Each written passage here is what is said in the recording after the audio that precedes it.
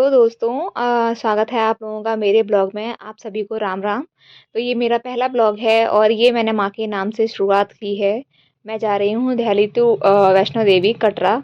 तो मैं पहुँच चुकी हूँ फ़िलहाल अपने दोस्त के पास में उसके फ्लैट पर, क्योंकि हम दोनों का साथ जाने का प्रोग्राम है। खाना पीना सब हो चुका है। अब वो मुझे खाना पीना खिलाकर आराम से मैं रेस्ट कर रही हूँ और वो अपना किचन साफ़ कर रही है। तो यहाँ आप लोग देख सकते हैं।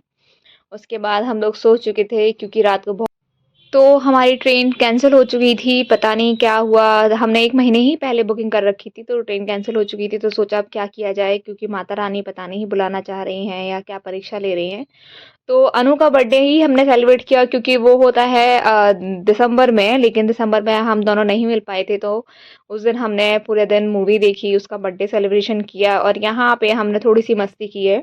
बहुत टेंशन भी थी दिमाग में, क्योंकि हमारी 1 महीने पहले की हुई बुकिंग वंदे भारत से कैंसिल हो चुकी थी। तो समझ ही नहीं आ रहा था कि सब पैकिंग हो चुकी थी, अब पहुँच पाएँगे भी या नहीं पहुँच पाएँगे। लेकिन कहते हैं ना, जब भगवान बुलाते हैं तो आप पहुँच ही जाते हैं। तो हुआ यूँ ही कि हमने तत्काल में अपना रिज़र्वेशन किया और वेटिंग थी उसमें 10 से 11। लेकिन हम यहाँ पे अपना मस्ती कर रहे थे, सोच रहे थे कि कल देखते हैं क्या होता है, नहीं होता है तो फिर वापस अपने काम पे चलेंगे, अपने घर जाएँगे और फिर से वही सब स्टार्ट करेंगे। तो यहाँ पे हम लोग ने एन्जॉय कर रहे थे और सोच रहे थे कि कैसे भी करके रिज़र्वेशन क्लियर हो जाए, तो हम लोग पहुँच जाएँगे। तो यार, दोस्तों के साथ मिलने का ना मज़ा ही अलग होता है। और मैं नोएडा रहती हूँ, जाती हूँ, लेकिन उसके बाद में भी अपने दोस्त से नहीं मिल पाती हूँ। तो यहाँ थोड़ा-सा चिल थे हम लोग, क्योंकि 1 साल बाद मिलना हो रहा था हमारा और यहाँ हम अपने आराम से मस्ती कर रहे थे। मैं डांस वगैरह पता नहीं क्या-क्या खेले मस्त करने में लगी हुई थी और अनु खाना बना रही थी किचन में मेरे लिए, क्योंकि अब भाई मैं गई हूँ तो इतना तो खातिरदारी करनी पड़ेगी उसको। मैंने भी हेल्प की है उसके लिए, सब्जी वगैरह मैंने बना दी थी, चॉपिंग मैंने कर दी थी। उसके बाद में अनु ने खाना-पीना बनाया है। और यहाँ देखिए, मैं भोजपुरी सॉन्ग पे डांस करते हुए, हालाँकि मुझे कुछ ज़्यादा आता नहीं है। गुड मॉर्निंग, अब मॉर्निंग हो चुका है, क्योंकि ये ब्लॉग लेट पोस्ट हो रहा है। मॉर्निंग हो चुका था, 3:30 बज चुके थे, अनु ने मुझे उठा दिया था और वो सारा काम करके फ्रेश होकर हम लोग तैयार होके निकल चुके थे। और यहाँ पे हमारी सुबह कैब थी 4 बजे की, जो कि हमें न्यू दिल्ली पर छोड़ने वाली थी। रेलवे स्टेशन मैंने पहली बार देखा था यहाँ का, क्योंकि इससे पहले मैंने कभी ट्रैवल नहीं किया है। तो यहाँ हम पहुँच चुके हैं अपने रेलवे स्टेशन।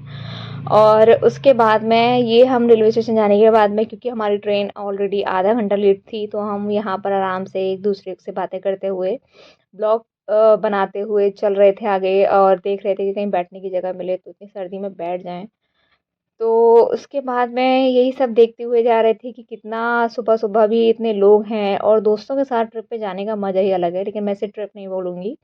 ये भगवान का दिया हुआ एक बुलावा है, जो मुझे इतने टाइम में, मतलब मैं फर्स्ट टाइम जा रही हूँ वहाँ पर।